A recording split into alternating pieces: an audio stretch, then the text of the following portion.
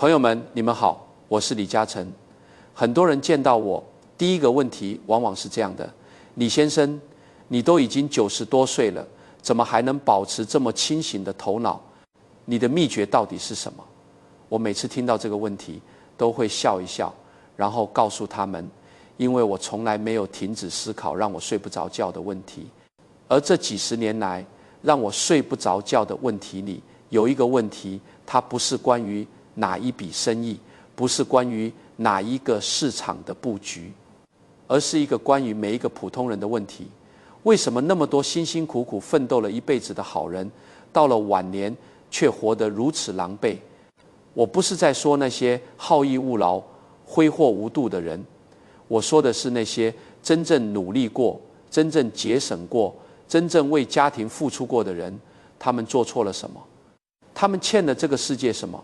答案是他们什么都没有做错，但他们掉进了一个他们这辈子从来没有真正看清过的陷阱。这个陷阱，我给它起了一个名字，叫做长寿陷阱。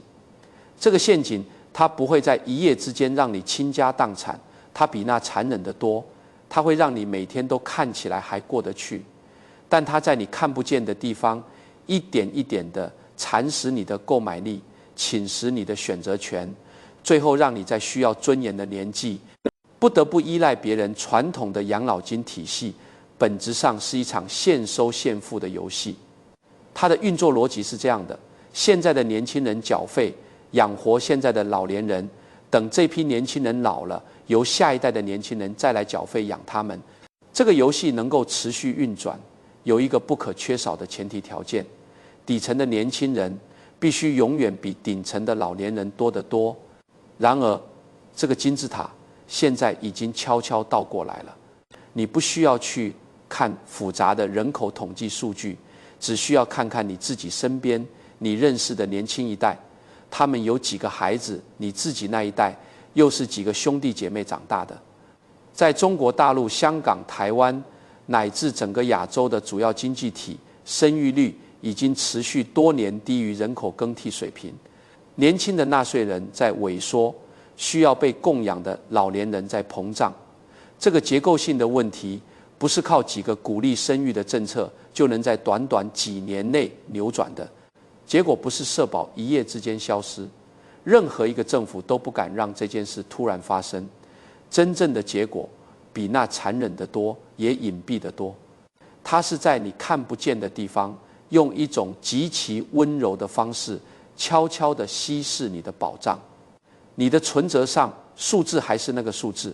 你每个月领到的退休金金额也还差不多，但那个数字能买到的东西却在一年又一年的缩水。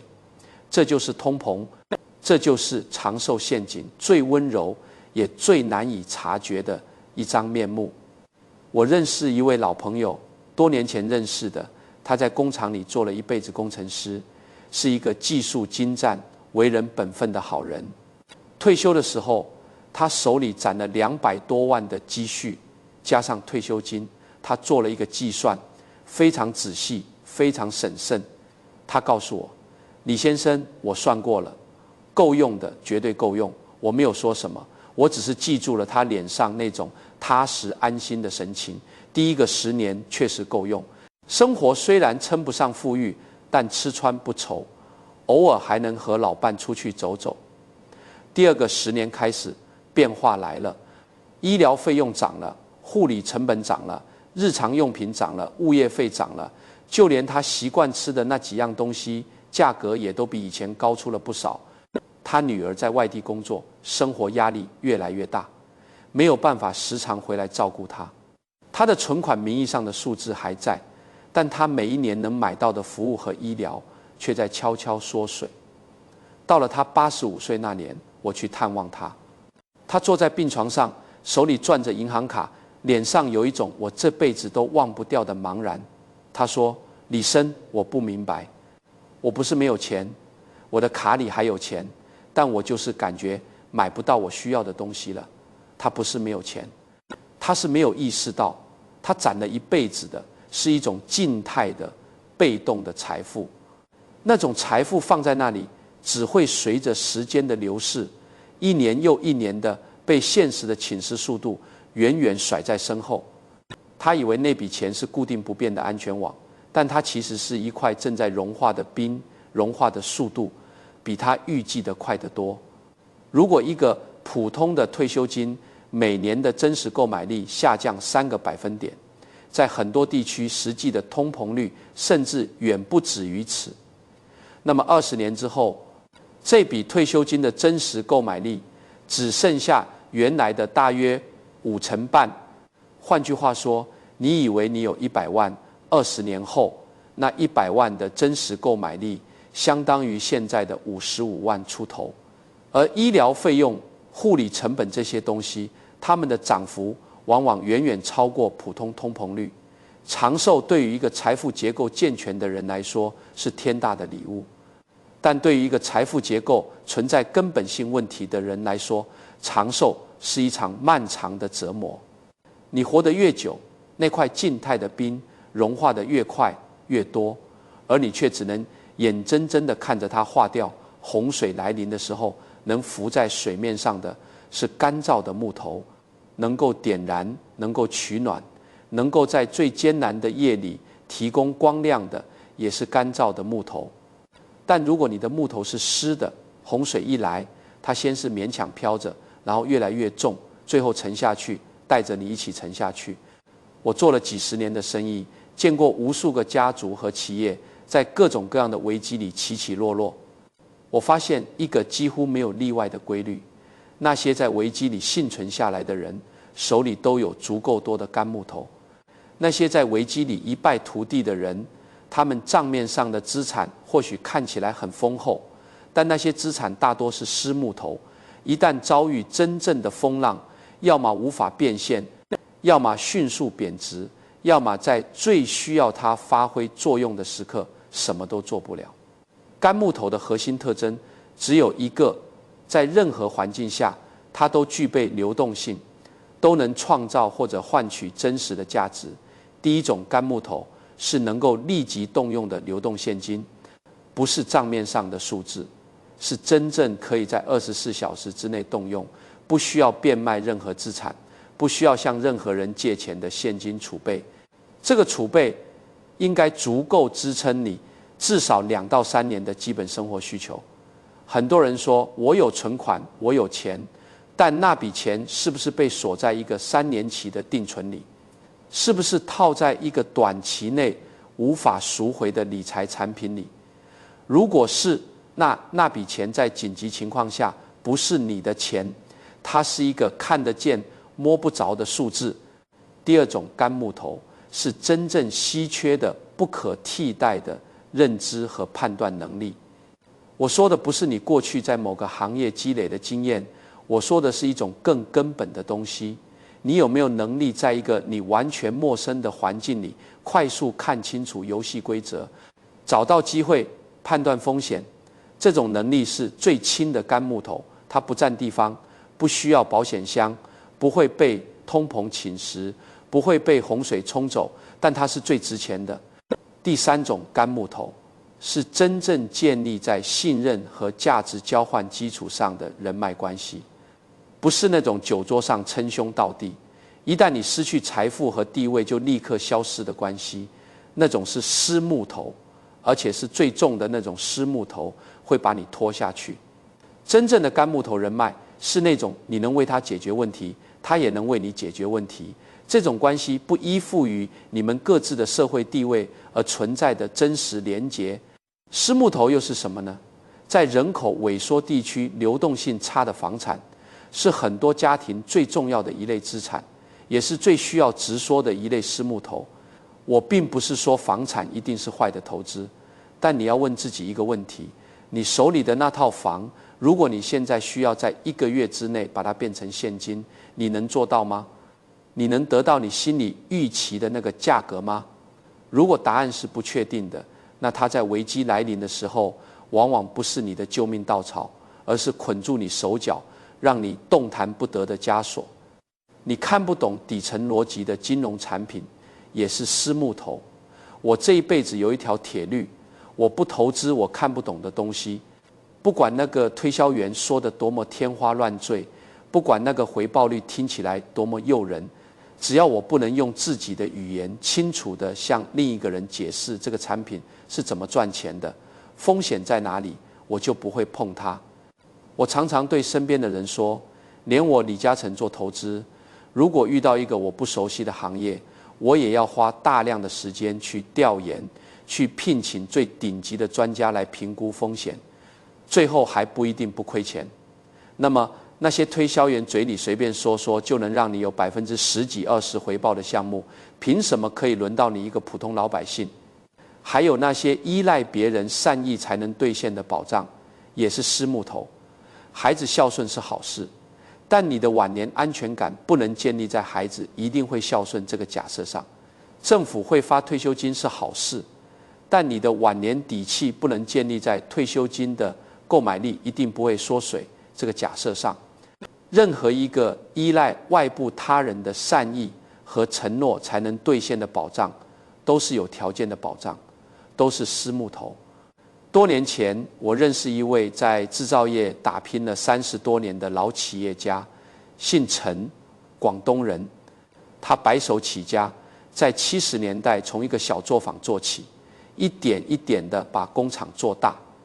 按照普通人的逻辑，他到了退休年纪，应该把工厂卖了，换成现金，安安心心地享老年。但他在60岁的时候，做了一个让身边所有人都觉得费解的决定。他把工厂那几年的利润拿出了相当大的一部分，没有用来扩大生产，没有用来买更多的房产，而是让他的儿子放弃了一个看起来非常稳定的工厂管理职位，花了整整3年时间深入学习那个时代刚刚兴起的电子商务和供应链数字化，同时让他的女儿去研究一个当时极其小众的工业技术细分领域，不惜花了几年时间，让他成为这个细分领域在大中华地区屈指可数的几个真正懂行的专家之一。我问他为什么要这样做，他说了一句让我印象非常深刻的话：我这个工厂是上一个时代的产物，它迟早会老，会遇到麻烦。我能做的是让我的孩子在这个工厂遇到麻烦之前，就已经具备了不需要依赖这个工厂也能活下去的能力。我最怕的不是工厂倒闭，我最怕的是工厂倒闭的那天，孩子们除了这个工厂什么都没有。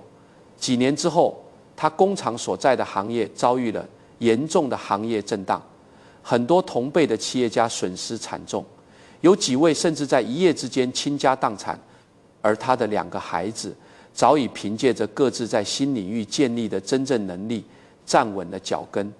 陈先生自己的晚年过得极其从容，不是因为他手里有多少存款，不是因为他的工厂值多少钱，而是因为他很早就明白，真正的干木头是他的孩子具备了在任何环境下都能重新站起来的能力。我说一件很多人完全没有想到的事，它表面上看起来不是关于钱的，但它对你晚年生活质量的影响，比你账户里的每一分钱都要深远。这件事叫做认知老化。我做生意几十年，有一件事让我始终保持警惕，那就是成功带来的傲慢。一个人在某个领域取得了成功，是非常危险的时刻。不是因为成功本身有什么问题，而是因为成功之后，人很容易形成一种思维定式。我过去的判断是对的，所以我现在的判断也应该是对的。我过去的方法有效，所以我现在继续用这个方法就行了。这个逻辑在一个稳定不变的环境里也许说得通，但我们生活的这个世界从来不是稳定不变的。我曾经有一个商场上认识多年的朋友，姓王，我们叫他老王。老王在香港经济腾飞的上世纪70、80年代是个相当了不起的人物。他做塑胶制品起家，眼光准，手腕狠，在那个遍地机会的年代里，把一个小厂做成了在业界颇有名气的中型企业。但老王有一个习惯，一个他自己从来没有意识到是问题的习惯，他只信任他自己亲眼见过、亲手验证过的东西。这个习惯在他年轻打拼的时候是优点，让他脚踏实地，不会被那些虚无缥缈的概念带偏。但进入互联网时代之后，这个习惯慢慢变成了他最大的枷锁。他看不懂互联网，他就说互联网是泡沫，是虚头巴脑的东西，只有看得见摸得着的机器和厂房才是真正的资产。退休之后失去了工作这个光环，他拒绝学习使用智慧手机。当所有人都开始用手机支付、用软件打车、用视频通话和家人沟通的时候，他依然坚持用那个只能打电话的旧手机。每次出门，他都必须让子女帮他把一切安排好。去医院看病不会挂号，去餐厅吃饭不会扫码点餐。每一次遇到这些无法理解的现代生活场景，他不是去尝试学习，而是愤怒。在医院的大厅里大声抱怨社会没有人情味，年轻人对老人不耐烦。因为完全脱离了社会信息的网络，他变得极其容易成为诈骗的目标。那些推销高价保健品和虚假理财项目的人，每天嘘寒问暖，一口一个老爷子地叫着，而他所有真正关心他的人，却因为被他的坏脾气和无休止的抱怨弄得精疲力竭，渐渐的不再那么频繁地出现了。最终，老王不仅把大半辈子的积蓄败在了那些毫无价值的投资和骗局里，还因为资金问题和子女闹上了法庭，晚景凄凉。他不坏，他只是停止了成长，而停止成长的代价是用晚年的一切来还的。很多人通过媒体问我，李先生，你都已经80、90岁了，为什么还能做出那么准确的投资判断？他们以为这背后一定有什么高深莫测的商业秘诀。我每次听到这种问题都想笑，因为答案简单到让人难以置信。我有一个保持了一辈子的习惯，每天晚上睡觉之前，无论那一天有多疲惫，我都一定要留出一段时间读书、看新闻，而且专门找那些让我感到陌生、让我有点看不懂的东西去读。我给自己定下一条规矩，不能只读我熟悉的领域，不能只看确认我已有想法的材料，那不是学习，那是自我安慰。真正的学习是去接触那些让你感到轻微不适的新领域，那种不适是你的大脑在被拉伸，那种拉伸让你的认知保持弹性。如果我遇到看不懂的专业术语，我会毫不犹豫地去请教那些比我年轻几十岁的专家。在知识面前，我从来不觉得自己是一个德高望重的长者，我只觉得我是一个永远饥渴的学生。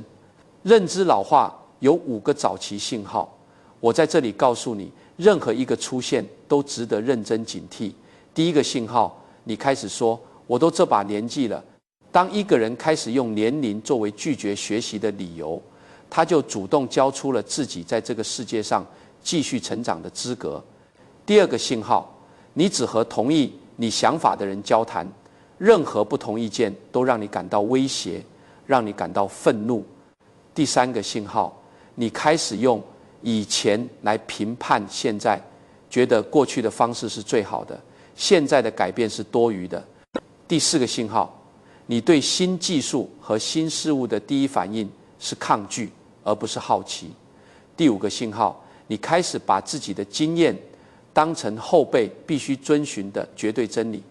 想象一个画面，周末子女带着孙子回来吃饭，饭桌上孙子兴奋地说起他在学校用人工智慧完成了什么有趣的事情。如果你能接上话，哪怕只是说哦，我也看过关于这个的一篇文章，你觉得它的限制在哪里？那一刻，你在孙子眼里不是一个被时代落下的老人，你是一个值得交流的、让他感到惊喜的长辈。但如果你的反应是一脸茫然，然后转移话题说吃菜吃菜，这个红烧肉你从小就爱吃的，那一刻你们之间的距离又拉开了一点，一个能和孙子讨论新技术的爷爷奶奶，和一个只会催婚催生、叮咛多穿衣服的爷爷奶奶，在家庭里的存在感和影响力是天壤之别的。前者是家族的智库，是后辈遇到困惑时最想回来倾诉的灯塔；后者是一个让人心生愧疚，却又不知道如何真正沟通的老人。你想做哪一种？说了这么多关于认知的事，我现在说一件更大的事。一场真正意义上的财富大洗牌正在悄悄拉开帷幕。财富从来没有凭空消失过，它只是从一部分人的手里流向了另一部分人的手里，从那些准备不足、结构脆弱、用过时逻辑应对新问题的人手里，流向了那些提前看清趋势、保持了足够流动性，在混乱中依然能够保持清醒判断的人手里。这个过程残酷但公平，它不管你过去有多风光，不管你曾经多么努力，不管你是不是一个好人，他只问一个问题：在这个新的游戏规则下，你的筹码还有效吗？这场洗牌有几个结构性力量同时在发生作用。第一个力量是人口结构的根本性转变，年轻的纳税人在萎缩，需要被供养的老年人在膨胀。这个趋势不会在短期内逆转，它的影响会渗透到每一个依赖人口红利的系统里。第二个力量是技术替代对传统职业的冲击。人工智能正在以一种前所未有的速度替代大量过去被认为是稳定的职业和技能。这不是一个遥远的未来的故事，这是正在发生的现实。第三个力量是货币购买力的持续侵蚀。全球主要央行大规模的货币宽松，已经让手持现金和固定收益资产的人承受了相当大的隐性损失。一道真正能够抵御这场财富洗牌的防护墙，需要3个层次，缺少任何一个层次，这道墙都是不完整的。第一个层次叫做流动性缓冲，你需要始终保有一笔不依附于任何投资、不受任何市场波动影响，可以在最短时间内动用的流动现金。这笔钱的规模至少要能支撑你2到3年的基本生活需求，加上一个合理的医疗备用金。这笔钱放在那里，名义上的回报率可能很低，但它的作用不是让你赚钱的，它的作用是在任何突发状况到来的时候，让你有选择的余地，让你不需要在最糟糕的时机被迫以最差的价格去变卖其他资产。做生意的人都懂一句话：最贵的钱是你在最需要的时刻借不到的钱。流动性缓冲就是让你永远不需要在最糟糕的时刻去借那笔最贵的钱。第二个层次叫做抗通膨的成长性资产。仅仅有流动性缓冲是不够的，现金本身在通膨面前是慢慢缩水的，你需要一部分资产具备跑赢通膨的能力。这种资产应该是你真正理解底层逻辑的东西，而不是因为别人说好才买的。应该具备一定的流动性，不能完全锁死。应该是你有能力在不同市场环境下都能做出基本判断的东西，而不是完全依赖外部专家。第3个层次叫做认知资产和人力资本。你自己的认知能力，你的后代的生存和创造能力，是这道防护墙里最不会贬值的部分。一个拥有正确认知框架的人，在任何环境下都能找到机会。一个认知已经固化的人，在任何环境下都在慢慢的失去选择的能力。那些在每一次危机里都能最终站起来，甚至逆势而上的人，我仔细观察过，他们有几个共同点。第一，他们从来不让自己陷入没有退路的局面，无论生意做得多大，始终保留着足够的流动性缓冲。第二，他们在别人恐慌的时候保持冷静，在别人狂热的时候保持清醒。第三，他们从不把所有的希望压在任何一件单一的事情上。第四，他们对自己的认知边界有非常清醒的认识，在自己懂的领域果断决策，在自己不懂的领域毫不犹豫地去找真正懂的人。说了这么多，我现在说一件把所有东西串联起来的事：你这一辈子最终能留给后代的到底是什么？很多父母辛苦了一辈子，把最好的都留给孩子，房子留下了，钱留下了，甚至连人脉和关系都尽量留下了。然后呢，孩子从来没有真正学会如何在没有父母庇护的情况下靠自己站立起来。他们习惯了有人兜底，习惯了有问题就有父母去解决，习惯了最大的风险都被提前消化掉了。一旦那个庇护消失了，一旦那笔遗产在通膨和各种意外里慢慢耗尽了，他们什么都没有。不是没有钱，是没有那种能够在没有钱的情况下重新创造出钱的能力。你以为给了他们最大的保护，但你其实剥夺了他们最重要的成长机会。我对我的孩子不是没有要求的，我让他们知道，这个世界不会因为你是李嘉诚的儿子就对你特别客气。商场上的规律对每一个人都是一样的，你要赢靠的是你自己真正的判断力和执行力，而不是你背后那个姓氏。一个人真正的自信不是来自于他拥有多少，而是来自于他相信自己有能力去创造。真正的财富传承，传的是什么？第一个层面，传承的是思维方式，而不是结论。很多父母在和孩子分享人生经验的时候，传递的是你应该这样做，那件事不能做，但你给他的是答案。他面对的问题和你当年的问题已经完全不一样了。真正有价值的传承是告诉他你是怎么想到这个答案的，你分析问题的框架是什么，你在面对不确定性的时候是如何做决策的，你在判断一个人是否值得信任的时候观察的是哪些东西。这些思维方式比任何具体的结论都更加持久，更加有用。第二个层面，传承的是面对失败的态度，而不是对失败的保护。我这一辈子失败过很多次，不是小的挫折，是真正让我觉得前途未卜的失败。每一次我都没有躲开那个失败，我让自己完整的经历它，然后问自己，这件事告诉了我什么？我下一次可以做的不一样的地方在哪里？那些让你心疼的弯路，那些你想替他挡下去的失败，恰恰是他建立真正的抗风险能力最不可缺少的原材料。让孩子有机会失败，然后在你还能陪伴的时候，告诉他失败之后如何站起来，这才是父母能给孩子最珍贵的礼物之一。第三个层面，传承的是对这个世界保持好奇和敬畏的心态。好奇心是人类最伟大的天赋之一，它让我们在面对未知的时候，感受到的是兴奋而不是恐惧。把这种好奇心用你的行动传递给你的孩子，传递给你的孙子孙女，让他们看到一个年过90的老人依然在读他看不懂的东西，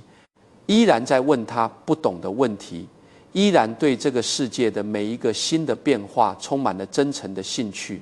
那种示范比你说1000句要好好学习力量大100倍。如果你问我，一个普通人在能力有限的情况下，最应该优先确保传递给后代的是什么？我会告诉你3样东西。第一样是健康的身体和对健康的正确认知。我在几十年前就给自己的生活方式定下了严格的规矩、规律的睡眠、节制的饮食、适量的运动、平稳的情绪。身体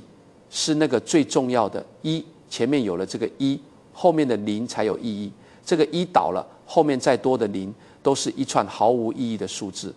你的孩子有没有明白，在职场上的每一次透支，每一个不必要的通宵，每一场喝到烂醉的应酬换来的所谓成果，都是在用未来的健康资本做抵押的高利贷。第二样是对金钱的正确理解，而不是对金钱的崇拜或恐惧。真正正确的金钱观是把钱理解成一种工具，一种用来换取时间、资源、选择权的工具。你要教给孩子的是如何读懂金钱流动背后的逻辑，如何在面对财务决策的时候保持清醒，如何在诱惑面前有辨别真假的能力。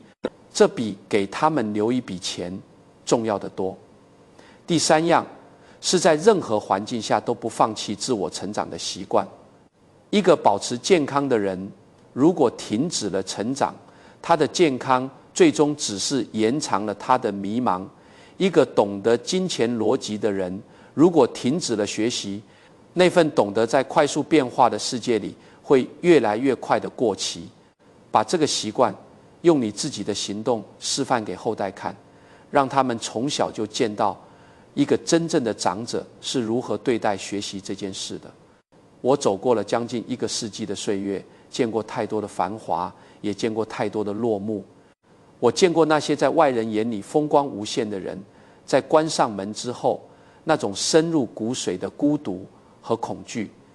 我也见过那些从外面看起来再普通不过的老人，在自己小小的世界里活得从容、清醒、充实，脸上带着一种让人由衷羡慕的安详。这2种人的晚年到底差在哪里？差在他们有没有趁着还有选择的时候，认真的为自己构建了那道防护墙。差在他们有没有在每一个看似微不足道的选择面前，选择了那个更清醒的方向。差在他们有没有早早的就明白了一件事：晚年的尊严从来不是老了之后才开始准备的，它是你在每一个壮年的早晨醒来，决定怎样度过那一天的时候，一点一点积累起来的。如果你是30、40岁，还在人生的壮年期，现在是你最好的试窗期。你有的是时间去试错、去调整。从现在开始，认真的审视你的资产结构，认真的问自己，它能不能变现？它在增值还是在贬值？它的价值依赖的是内生能力还是外部环境？然后开始做那些你一直知道应该做但一直没有做的调整。如果你是50、60岁，刚退休或即将退休，现在还不晚，但不能再拖了。做生意有一句话：及时止损，永远比死撑到底聪明。如果你的财富结构里有问题，现在去看清楚，去调整，还有时间再等下去。等到动荡真的来了，等到流动性真的枯竭了，你的选择空间会小得让你绝望。如果你是70岁以上，你这一辈子积累的东西，最珍贵的部分，不是那些可以计算的财富，而是你在几十年的风浪里磨砺出来的那些关于人性、关于选择、关于如何在困境里保持清醒的真实洞见。把那些东西传下去，不是用说教，不是用命令，而是用你的生活方式，用你每天的选择去示范给后代看。那才是你能留给他们最不会贬值的遗产。长寿陷阱从来不是大自然对我们的惩罚，它是一面镜子，照出的是在你还有选择的时候，你选择了什么。它只抓那些停止清醒的人，那些在诱惑面前选择了不去深思的人，那些把后代的未来压在一个自己根本没有看清楚的赌注上的人，那些在可以继续成长的年纪选择了停止的人。而那些清醒的人，那些认真看清楚了陷阱的面目，从现在开始一步一步的为自己构建防护墙的人，对他们来说，长寿不是诅咒，长寿是他们享受那道墙带来的从容和尊严，最漫长、最丰盛的机会。你值得拥有那种晚年